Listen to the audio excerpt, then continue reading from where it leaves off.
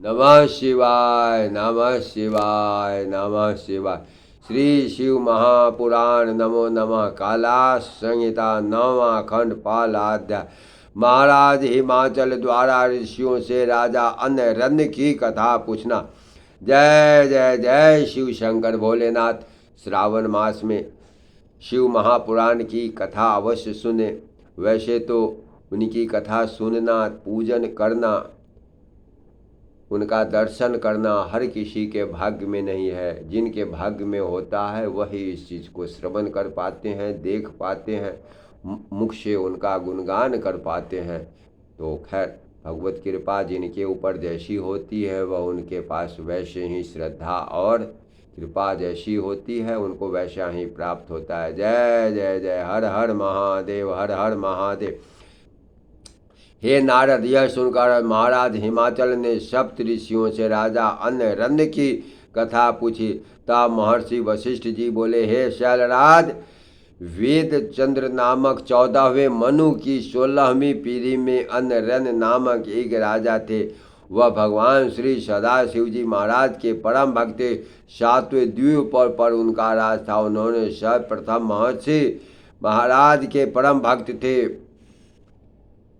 महर्षि भृगु को अपना आचार्य मनाकर 100 यज्ञ किए थे। उनकी 5 रानियां थी, 100 पुत्र थे एवं अति सुंदर एक पद्मा नामक कन्या थी। वह कन्या माता पिता को अति प्यारी थी। एक बार देवताओं ने कहा, आप इंद्रासन पर आसीन होकर स्वर्ग पर राज कीजिए, किंतु उन्होंने इनकार कर दिया। तो राजा की कन्या पद्मा विवाह की योग्य हुई तो उन्होंने चारों ओर उसके लिए शुभग ढूंढने के लिए पत्र भेजे। उन्हीं दिनों महर्षि पिप्पलाद जब तप करके वन में से अपने आश्रम को वापस लौट रहे थे तो मार्ग में गंधर्व को अपनी स्त्री के साथ संभोग करते देखा। तब महर्षि पिप्पलाद भी कामवश होकर स्त्री की तलाश करने लगे तथा इसी विचार में अपने आश्रम में पहुँचे। उसके बाद एक दिन जब वह पुष्प भद्रा नदी पर स्नान करने के लिए गए, वहाँ पर महाराज अन्य की परम सुंदरी कन्या पद्मा को देखा। जहाँ पद्मा भी स्नान करने के लिए आई हुई थी। महर्षि पद्मा की सुंदरता देखकर मोहित हो गए। उन्होंने लोगों से पूछा, यह किसकी कन्या है? लोगों ने उनको बताया, यह राजा अन्य की पुत्री है। यदि आप इस पर मोहित को हैं तो आप इसको राजा के पास जाकर मांग सकते हैं। महर्षि पिप्पलाद उस समय तो चुप रहे, लेकिन विष्णु जी का पूजन करने के बाद वह राजा अन्य के पास जा पहुँचे तथा उनसे अपने मन की बात कही, यानी कन्या देने के लिए कहा।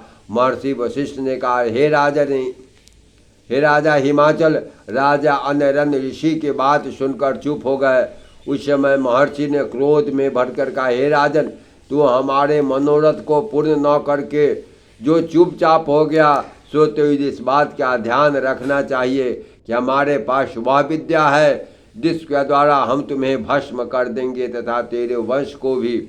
महर्षि पिप्पलाद की बात सुनकर महाराज अन्य दुखी होकर रोने लग गए। उसके साथ ही रानियां और नौकर चाकर भी रोने लगे कि बूढ़े महर्षि को राजकन्या किस प्रकार दी जा सकती है। उस समय राजगुरु ने महाराज अन्य को समझाया, आप एक दिन पद्मा का विवाह तो करना ही है, फिर महर्षि पिप्पलाद के साथ ही क्यों न कर दिया जाए, जिससे कि आपके कुल की भी रक्षा हो सकती है। तब महाराज अन्य ने अपनी कन्या पिप्पलाद को दे डाली एवं अपने वंश को नष्ट होने से बचा लिया। महर्षि वशिष्ठ ने कहा, हे राजन, हे हिमाचल, यह ठीक उसी प्रकार तुम्हारे लिए भी यही उचित है कि तुम पार्वती का विवाह भगवान श्री सदाशिव जी महाराज से के साथ कर दो। विवाह के शुभ मुहूर्त में अब केवल 7 दिन ही रह गए हैं। महाराज अन्य की कथा सुनकर मैं भी बहुत खुश हुआ।